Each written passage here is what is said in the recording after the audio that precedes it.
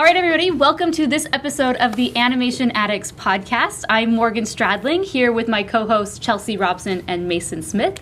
And we are here with Gary Goldman and Don Bluth, two animation icons, to talk about their new crowdfunding platform for the Dragon's Lair movie. So welcome, and thank you for letting us do this interview with you guys. Oh, this is really fun to be here, right? What are we going to talk about? It's all up to you. Tell us. Okay, Gary, you start, because you're really good at this. All right, I want to just say one thing. We're not getting money to make the movie. We're getting money to make a sizzle pitch presentation. Okay. It's all about the sizzle reel. That's it. That's what it's about. And if we can get that up to the right amount, we can do an awful lot with that to give investors a chance to see what it's going to look like and what its entertainment's going to be all about. Trying to raise the money to make a picture. That's the big deal. Raise the money to make a picture. Do you know what? I understand we're making 4 minutes. 4 minutes, guys. That's all we're making. 4 minutes, and it's going to be a lot of storyboarding, and I can hardly wait to do that. And then somewhere in the middle of it, we're going to take out the storyboard, throw it away, and we're going to animate probably 1 minute worth and put it in color. Ooh. Yeah. Put it in color. So that'll be the fun part. And then hopefully we'll stick that under our arm and off we go to all the money people, and they are waiting with bated breath, I understand. And they're going to fund the movie, and we're going to make the movie. There you go. Simple as that. Are we done? That's all we need, so thank you for joining us today. That's it in a nutshell. And everybody's going to live happily ever after. Yeah. I can see it. I can see It'll this, work. yeah. I just remember one of our very first interviews that we ever did with the Rotoscopers was with you, Don, and I remember we were talking about this exact project.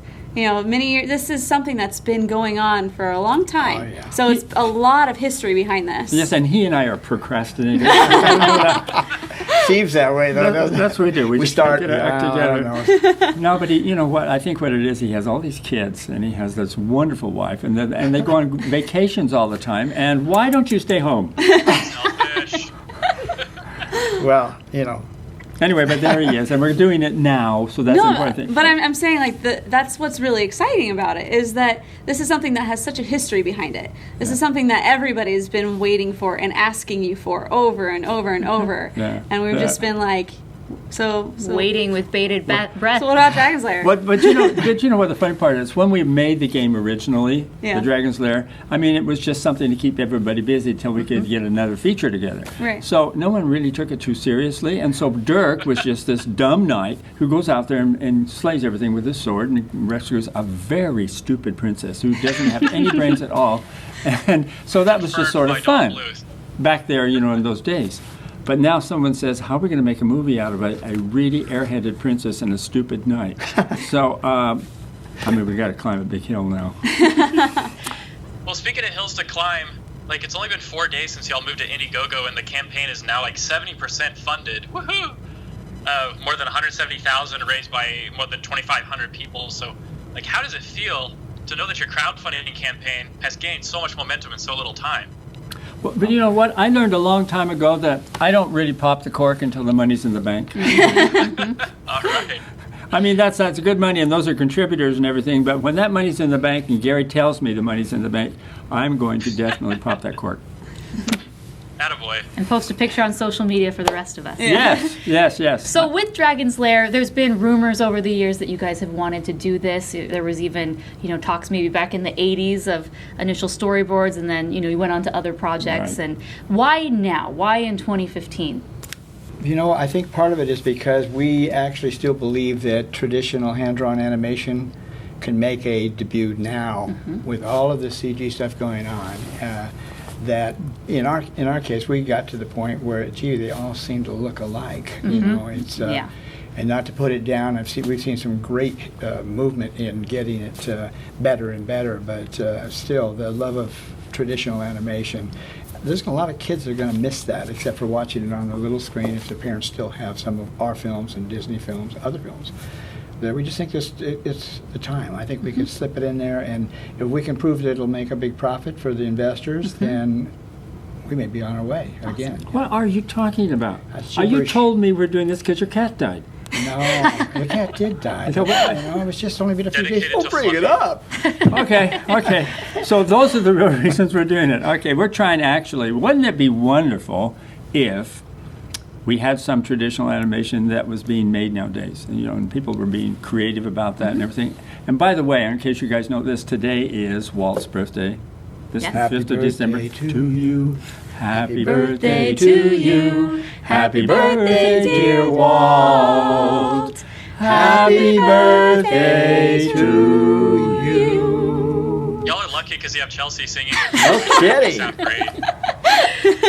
No, but what a great tribute. Really, what a great tribute it would be to him to say that, there are a lot of people out there believe enough in what he created to just say, let's don't let it just die off somewhere whimpering to death, but we can bring it back and let people enjoy it. There's a whole generation of people that didn't experience what he knew how to do. Absolutely. It's been 15 years since Titan A.E., which was y'all's last film. So how does the hand-drawn how is it different now for y'all? Has the hand-drawn pipeline changed, or has it modernized? What's your strategy for your pipeline? There are a lot of modernizations especially for effects. There's things you can do now in either CG or in After Effects. There's a lot of things that are available now that actually help keep our costs down. I mean, that's going to be the secret is doing this movie for a lot less than what's going on in the CG world. Yep. And if you've followed that, you can see that they're spending anywhere from $150 to $300 million to make a movie. You can only imagine how many tickets they have to get to sell to get your money back, let alone pay for the promotions and everything else that go along with that. It's a big deal, and you're watching them. They're making big dollars coming back from these movies. So I think as long as we satisfy multi-tiers of age groups, we can make something that'll be entertaining for everybody from 8 to 80, And something you have on your side is that you have an established property, which already has a very rabid, nostalgic fan base. Yes. So what are you going to do to make this different? Is this going to just kind of be a rehashing of the first two games, or an entirely new story and plot? So give us a little hint of where this is going. It's a prequel. Oh. And we're A gonna, prequel. And we're gonna follow these two kids into their adulthood or almost adulthood, and give you what their personalities are about and what they want and how they get there. Yeah. That may not be as good as you could deliver. Well, I don't know, but if you have a log line, you have to say that Dirk, right in the beginning of the show, we have a hook. So we have some of the ideas of how the script's going to play out, but there's a hook right in the beginning where Mordroc, the horrible, evil man, decides he wants to put himself on the throne. He wants to be the king and everything. So first you have to kill off the old king and queen. So he sends a dragon. He creates one, sends a dragon over to the castle and smashes the whole thing. And what happens is the little boy and the little girl, which turn out to be Daphne and Dirk, are pulled out of there by the palace nurse, pulled out of there and gotten away, but they don't. They're traumatized by this, of course, but they grow up somewhere in the swamps of despair. And while they're out there, Dirk is just one of those kids that is, I have to be careful how I say this now, sort of one of those entitled kids that think the world owes them a living and everything they can just get for nothing. And he plays and plays and plays and is ill-suited to become back on the throne as the king, because he is a prince. So then the story is really about how these two get along. And at the age of 7, the little boys don't like girls much. So he's going to torture this poor little Daphne to death. And finally, she gets tutored by their nurse about how to be a lady. And then, Dirk sort of turns onto the whole thing. Eventually. Like 10 years. But let me say in this 4 minutes that we're going to build, which is, the presentation piece, that video, that 4 minutes is really important that we, not only with the money that's going to come from this, we need to find a scriptwriter who is a top-notch Hollywood scriptwriter, not someone who is just earning the stripes. Someone that all of Hollywood will say, oh, they've got him, her, that'll be fantastic script. Because if you get the script, that's the first way a movie's going to be sold. They read the script, and if they jump up and down, and wet their pants, then we know that that's a great script. If they don't, then we know that we need to keep going on the script. Because that's the key. If the script is good, heck, we can draw the drawings. If it's funny enough, they will wet their pants. Well, the nice way to say this, there wasn't a dry seat in the house. So we talked a little bit about Dirk and Daphne. Judging by how squeaky Daphne's voice is when she's an adult, I can only imagine how squeaky her voice is going to be as a child. So I'm looking forward to that. Oh, I don't think you could go there. We have to make, you know what? Like I said before, what we did with Daphne when we made the games is we were just, peddling time, and so we made her kind of an airhead, and you can see it in the game, and I think it's going to offend almost everyone that's female. So our job really is to sort of make her appealing, and I think what we'll do is much the same you do in Calamity Jane, you do it in Annie Get Your Gun, you do it in My Fair Lady. You start off with a tomboy, and then the tomboy turns into this beautiful princess at the end. So we'll start off like that, and as a tomboy, she's got grit. It's there.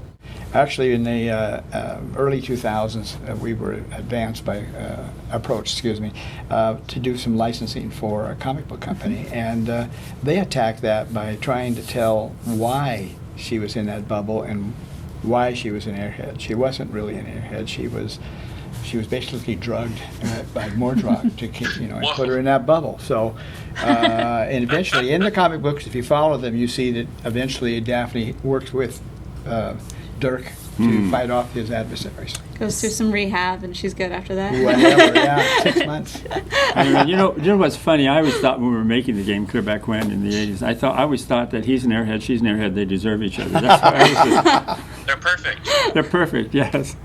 Just send them a check. Well, thinking of on voices, I mean, have you been thinking thus far, like different people? We've probably made 6 lists. Yeah. But you know what? I don't think I don't want to get to the voice just too soon. Yeah. I think that script We will need a tell sizzle. us. Yeah. Oh, yeah. Well, it'll delegate. Not delegate. It'll actually, if it's the way it's written, it'll make you think of a certain actress. Right. We're hoping that this is, by the way, a comedy. Yes. Yeah, we want to make people laugh with it.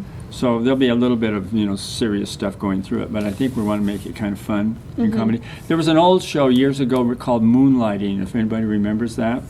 Bruce Willis was in it, and I can't remember the lady's name who was in it. It'll come to me in a minute. Anyway, they started this kind of banter back and forth where we were trying to one-up each other, and it was wonderful. Very, very, very funny. So I'm sure that's going to happen to these 2 kids. So tell me about awesome. when you're going to be doing these storyboards and initially designing the characters, how are the designs going to be very, familiar or slightly stylized? There's going to probably be 3 or 4 different designs for their age as we grow them. We'll do a jump from 7 or 8 years to But she's talking about style. style. Will it be, when I was playing the game, is it going to be the exact same sort of character designs and look that I'm used to, or slightly morphed to something maybe a little bit more stylized? I think it's still going to have a classical look. So it'll be like you see in the game. However, it'll be different in that the environment in which they operate is lit differently. It's more dramatic in many, many ways. When you see Mordroc, and he's kind of a cartoon-looking character in the game, Mordroc will be a little bit more seriously evil, because he's a serious guy and he's one to watch out for. So we have to do that. Just toying with ideas, but Mordroc, he's a dirty old man, and he he's in love with Daphne, and look at him. He looks in the mirror and he says, "Haven't got a prayer." So maybe what Mordroc's going to do is, with all of his little magic stuff that he can do, is maybe he's going to try and change himself into a gorgeous man, and then he's going to go after the princess. But the gorgeous doesn't last except maybe 5.5 hours, and then he's only got that long to woo the princess. So stuff like that we're just playing around with to see if we can. But I think you're going to see a style that's very reminiscent of what the game was. Awesome. Hate to deliver something different. Yeah. Yeah, absolutely. I feel like a lot of the fan base are really tapping into their nostalgic feelings of the game. The ones that actually played it and stuff. And so one thing I remember from the game is kind of the content. So, and something that I've been wanting to ask y'all is, like, content-wise, like, what can we expect as far of like a maturity level? Because this is y'all's property, and there's no Hollywood executives, calling the shots on content. So what can we expect? Is it going to be like PG-13 stuff, beyond? Well, let's see. What was Secret of NIMH? That was PG, I believe. Yeah, it was PG. It should have been PG. We asked for PG. They gave us PG, and the investors ran and said, "Oh, no, it's got to be a G rating. We'll never." There's a whole story behind that. And they turned it back to G rated, and my son was 12. And he came to me crying. And he says, "Dad, this movie is so cool. My friends won't go see this movie." Because it's G. They would not be caught dead in a theater with a G-rated movie when they're 12 years old. I'm sure we're going to be PG. So, we have to go there. And the opening scenes that I got pictured in my head, we'll pull out the stops. We'll make them scary. Awesome. All right. Nice. Very dark Scariness.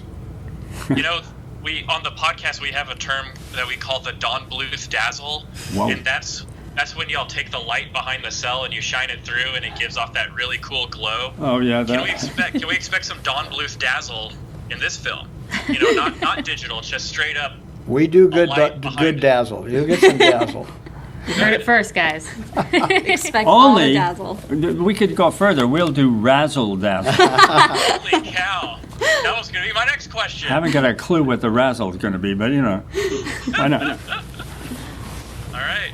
Y'all heard it first on the Rotoscopers. We can expect razzle dazzle. Razzle dazzle. Oh man. Well, I mean, I'm probably thinking no, but is it going to be like songs or no songs? Because you've done several with and several without, so. I think the reason that people put songs in movies, now to animated movies, is because it gives them a good sell-through. Right. And they can get everybody humming the tunes. If they hum the tunes, they'll want to see the movie. So I would say it would be remiss if we didn't go in and put some songs in there. But I wouldn't call it a musical. Okay. I wouldn't call it that. There's just a couple of songs. All right. There's not going to be a Broadway version or a Dragon's Lair on Ice. You never know. You never If know. all goes well, we only hope. Very good.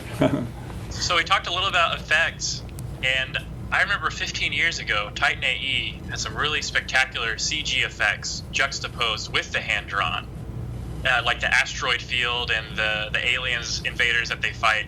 So how much CGI can we expect to see in Dragon's Lair? Well, I was thinking effects-wise. In Titan A.E., about 93% of the scenes had something CG in them, either a prop or a special effect or whatever that we became not dependent on it, but we got it. It was amazing the things we could do that we couldn't do with cell animation, where you were limited to. When you got to 5 or 6 levels of cell on something, it started to affect what the background looked like. In the CG world, and we would do hand-drawn animation, but most likely scan it in, and a lot of the animators these days would like to work with a Cintiq, and it's just going immediately right there. It's digital already. So there's a lot of things we can do today that we couldn't do 25 years ago, and that's the most fun, is the details that you can put in a movie now to increase the believability of what's going on. However, did I ever tell you that I had a problem with Titan A.E.? I had a problem. Several times. I told you. I had a problem with Titan A.E. in that we went from hand-drawn characters and suddenly went to something that looked like you'd see it in a live-action movie.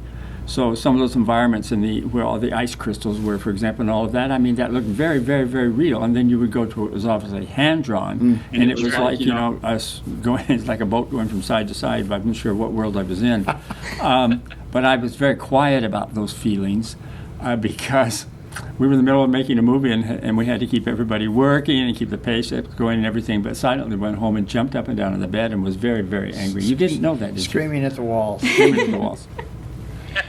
So going back to the sizzle reel, we're kind of talking about what the future movie will look like, but rewinding, the Indiegogo campaign is for the sizzle reel. So tell me what you imagine the timeline for production of that, and how big your crew will be.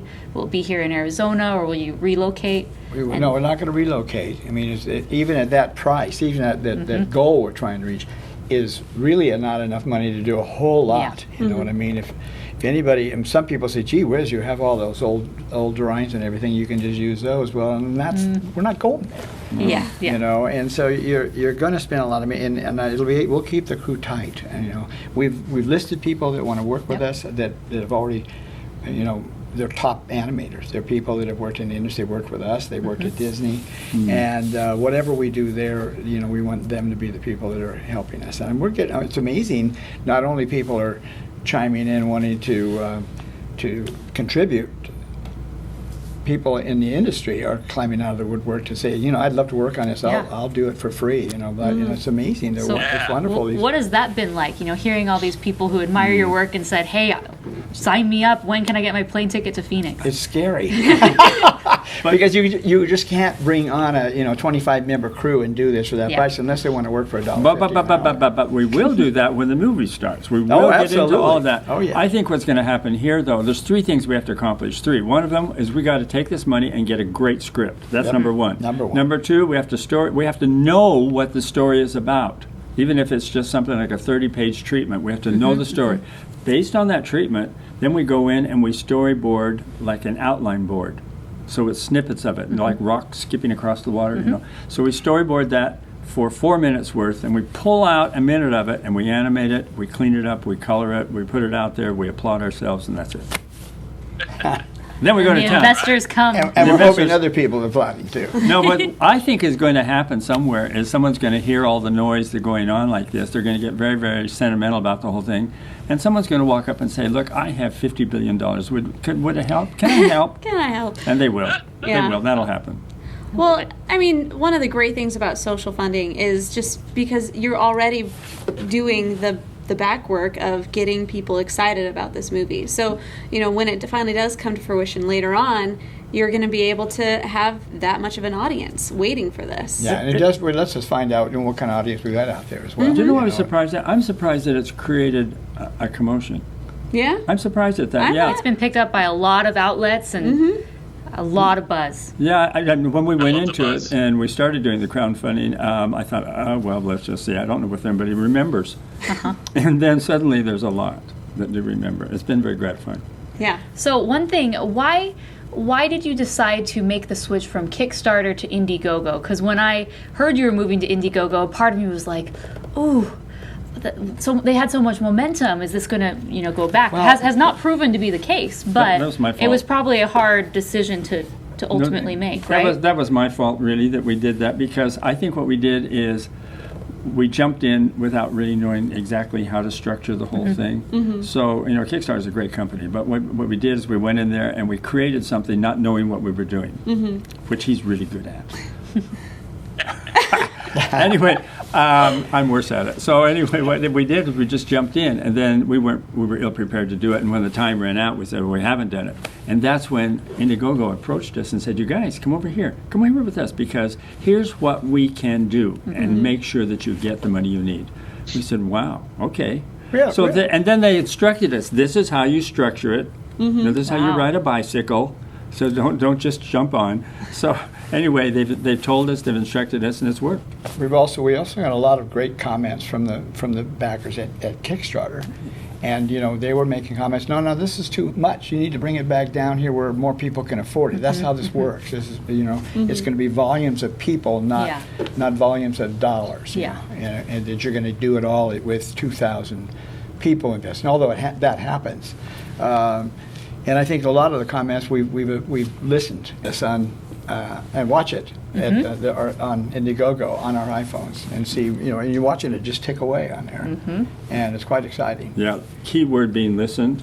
For the first time, we listened. I feel like you guys have listened quite a bit over the years, though. I mean, I've never seen a company where you have done so much for so long just to make sure there's always been a communication between you and your fans, and that's something we've always appreciated about you guys. I think when you're in the arts, the one thing you have to know, and I'm going to be serious for a moment. just one. Yeah, then we'll go back. Just one. Is that for me, art is a very spiritual thing. It's something that emanates from the soul of a person, and so unfortunately, it's something that most people don't understand, and they think it's maybe a painting or it's a picture or it's whatever happens to be labeled as art. But art is one of those things that's very human. It comes from the heart. It's something that you're passionate about, that you really believe in. And so you demonstrate it with what you do, whether it's making pancakes, it's an art. And if you can't do that from the heart, then it really isn't an art. And I think the way to do it is you have to know who your audience is. You have to know who's going to look at it, and what are they going to feel when they see it. So you get very serious about the people around you, and it isn't something where, look what I can do. It isn't that at all. Yeah, I think it's a gift. I mean, in the theater, and we're sitting in the theater right now, we're saying to the actors every night, we're saying, guys, this is where you go out and you give a performance. Do not take one. Do not do it for yourself. Go out there and give a performance. And I think that's what art is about. One of the things I'm excited about, even the possibility of making another feature, is that it's an opportunity to demonstrate what I feel. And I think that connects. That's the important thing. I'm not serious. That's it. Off. So we were talking about Walt Disney earlier, and in animation, there's been a lot of really great animation duos. Walt and Roy Disney, and at Disney, you think of John Musker and Ron Clements, and then you two, Gary Goldman and Don Bluth. What has made your working relationship work over the years, and why continue? Well, you go first. You have to know when their toes are sticking really out, and make sure when you're dancing together you're not stepping on your toes. Those are the moments that are not fun. So and it's the same with an animation ensemble. All the people we work with, when you have steady continuity going from one film to the next, you really know what each of those people can do. Those that are growing and getting better, what they're also good at doing, and you get to the point where you can critique somebody and they don't walk away crying. You know what I mean? That they believe you because of your own track record and what you've done. It's important that a director has animated before. Yeah. It's also for the director to understand story. I am surprised you're saying this. Oh, I'm so sorry. No, I've seen person after person Yes. coming out of your room with a handkerchief. No, you crying. haven't. No, you haven't. Oh well. No, I think it's just that whole thing again. What was the question? How do we stay together so long? Why have you do we worked so keep it well up? together? Oh, that's it. Well, I think he can do what I can't do, and I do what he doesn't do. So it works pretty much sort of like a marriage, because I'm not a detail person. I can work on the broad strokes and everything, and I've learned to draw a little bit. So I can do all that kind of thing. What Gary is really good at is detailing and decorating and making it look really good, and he's patient, where, I go crazy. But I can't do what he does. I can't do that. And he's very good at dealing with people and talking with them and everything. And I, of course, lose the head. So it's just that we each have something. And I couldn't make the features we made. We've made 12. I couldn't make those unless Gary was there doing what he does. It's an interesting relationship because of having an independent company. Our job was to make sure we had the next picture in line. Yep. So that when animators were done, storyboards and recordings were done. So they could jump right over here, and we're not having them sit there doing nothing, earning a salary, or we rarely laid people off. But the point is that at some point, Don say, okay, I've seen 1,000 feet of animation, it's going good, it's yours, I'm moving over here on this script, and I'll check in with you every once in a while. So I just take it to the end, so we're going halfway through. He's got a whole, sorry. I knew it. He's always nervous when my hands When you start gesturing, yes. That's Just good. lucky I don't have a pencil in my hand. He usually take it on my, please, don't poke my eyes out. But the point is that he's got 1 year to get all that storyboarding done and get over on the new script. And so I don't know how you do it with just one director, any movie. Especially if that's going. A lot of studios are so wealthy with their profits that they can have, say, 6 or 8 or 10 directing duos that will take on pictures and work on them for 3 or 4 years before they actually go into real production. Yeah. Do you know, one of the things I think is important to say here is, for me, everything is music. And if you tune into music and you have that kind of thing in your heart, animation is visual music. In fact, the director's room in the old classical days when Walt was there and directing and everything, the room was called the music room. And they had a piano in there. And so they would often, play the piano and compose songs, and then music has a beat to it. Well, so does animation. And any really, really experienced animator will know that beat, they should work to a beat. So it's going dum, dum, dum, da, da, da, dum, da, dum, da, da, dum. And that's a beat. And you'll see visually the characters move to that beat. And that gives a leg up to the man who's going to compose the score. Because once he senses that beat going on, the music then, tells him what to write. So it's visual music. Every composer we've used have noticed almost immediately, thinking they're going to do some grand sweeping score, and then they suddenly go, there's already a rhythm going on in this thing. And all of a sudden, they're using that, because it just emphasizes what you're doing with the animation. I have a question. Rotoscope. What does that mean? The name of the podcast. Why do we call ourselves Rotoscopers? Yes. Okay. So the reason why we call ourselves Rotoscopers is because we're not actually creating anything. We just go over it. Yeah, so we are not the animators, but we review animated films. We kind of go over, like a rotoscoper, an actual animator, would kind of trace over the live action footage. And while they are creating a little bit of something, it's not, and that's what we do when we review our movies. It's not our movies, it's someone else's movies. You're the creators, we're the roto. Yes. We're the scopers. You're the scopers, we're the roto. Yep. There we go. It's interesting. I mean, once Walt Disney decided to do a feature film, and he was actually training animators to get ready for this feature film, he made that decision right up front. Human beings, we're going to rotoscope them. I don't know where that word at what time came up, but I remember when I was at Disney and animating, and they gave me a human scene and they gave me footage. It's almost impossible. You're not tracing it off. If you do, the thing's just going to float around and have no weight, no nothing. So when you think of people like Mark Davis or even Milt Kahl, may not have used the actual frames, but he'd have a moviola of the actress. How does she walk? On Rescuers, I used to go in his room and he'd be studying something, of how he was going to animate this character. Yeah. He was one of the few that probably didn't. Or at least if he did, he kept the door closed and you never saw it. He didn't tell you. You know what? That's a huge thing. There's a great thing on Snow White. When they were doing Snow White, he got a really beautiful dancer. Her name was Marge Champion. Marge and Gower Champion. Anyway, Marge came in. She was only 16 or 17 at that time. She came in and did all of the acting for Snow White. I mean, just did the whole thing.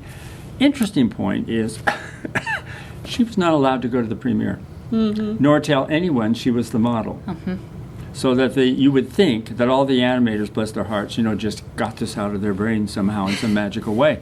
But actually, she was the inspiration for the way she moved. And if you look at Marge and watch her move around, she's very old now, but still moves. Yeah. But watch her move around, that's Snow White. Yeah. Just everything, all this stuff with the hands and that kind of, that is her. That's the way she moves and dances. Nobody knows that. They hid that fact. I think there's nothing more, it's not fun to watch human animation that hasn't had some reference to reality, because it just looks clumsy. Well, isn't it Walt that said, he said to all his animators, he wrote this out in his book called Analysis of Action, but he said, unless we look at real life and unless we then caricature real life or make it more exaggerated, the audience won't know what we're talking about and they won't connect with it.